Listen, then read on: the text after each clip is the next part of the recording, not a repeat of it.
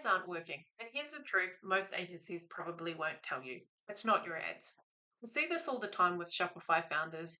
They blame the ads, the targeting, the platform, the landing pages. The problem is there's no strategy, there's no offer.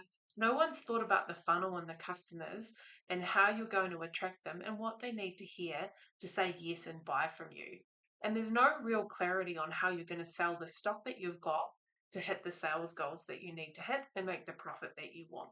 Before you spend another dollar on marketing, I think it's really important that you zoom out and you look at the big picture and address things like your website's ability to sell. There's absolutely no point in you spending money on traffic if most of that money and profit is leaking off the website without buying. So it's really important to come up with a clear strategy and make sure before you spend another dollar on marketing, you tighten things up. And that's exactly what we do in our business scalability audit. We don't want to just turn up the tap on your ads. We want to make sure that you go and plug up those holes and address the problems so that you can scale profitably. So if that sounds like something that might be of interest, DM us, audit, and we'll send you the details.